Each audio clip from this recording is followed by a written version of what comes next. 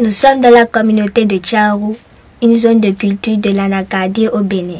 L'initiative de Cajou africain a soutenu les producteurs dans la conduite d'une expérience de terrain sur les bonnes pratiques agricoles. La majorité des producteurs de cajou d'Afrique connaissent une faible productivité en raison de la mauvaise gestion de l'exploitation. Les bonnes pratiques agricoles aident. Dans le cadre de l'expérimentation, une partie de la terre a été cultivée en utilisant les bonnes pratiques agricoles telles que l'éclaircie, l'élagage, le désherbage et la culture intercalaire, tandis que l'autre partie de la terre a été cultivée en utilisant des pratiques agricoles traditionnelles. L'application de bonnes pratiques agricoles a conduit à un rendement 3 fois plus élevé par rapport à la terre non traitée.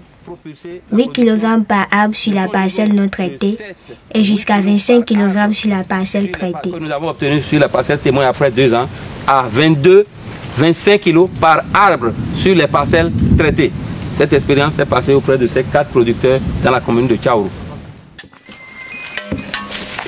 Les producteurs engagent collectivement un opérateur professionnel utilisant une tronçonneuse pour abattre les arbres.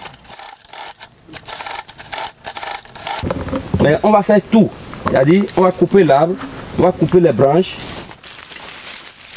Dans une première étape, les producteurs de cajou déterminent les arbres improductifs et malades en marquant la tige.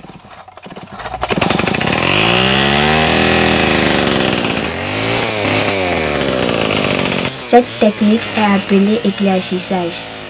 L'éclaircie est également importante pour assurer l'espacement approprié entre les anacadiers parce que les plantations surpeuplées réduisent les rendements de façon significative.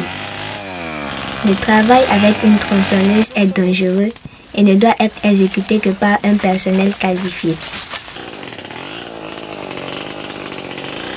Les producteurs s'entraident pour débarrasser les petites branches à l'aide de machettes. Tous les rejets de bois sont collectés et rassemblés sur pilotis. Le bois peut ensuite être utilisé pour la construction, la fabrication de charbon de bois ou servir de bois de chauffage.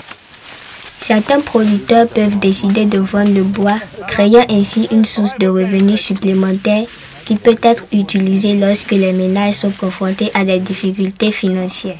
L'agent de vulgarisation explique comment l'éclaircie entraîne une augmentation de la lumière du soleil et la circulation de l'air qui améliore en général les rendements et la santé des arbres existants. Une autre technique agricole importante est l'élagage. L'élagage des anacadiers est une étape essentielle pour lever le feuillage des arbres du sol et de promouvoir le développement d'un arbre bien structuré. Le vulgarisateur enseigne aux producteurs que dans le cas des arbres matures, l'élagage est fait pour éviter la surpopulation et à éliminer les branches faibles ou mortes infestées de parasites ou de maladies. L'opérateur d'une tronçonneuse supprime les branches sélectionnées. La première phase du projet de l'ICA a permis de former plus de 260 000 producteurs aux bonnes pratiques agricoles. Par ailleurs, la formation des producteurs à l'adoption de ces pratiques a augmenté la productivité de 21 à 78% au Ghana, au Bénin, au Burkina Faso, en Côte d'Ivoire et au Mozambique. Pour éviter la propagation des maladies, les mauvaises herbes doivent être contrôlées dans les interlignes des arbres. Cela peut accroître les rendements, faciliter la récolte et éviter l'apparition de feux de brousse.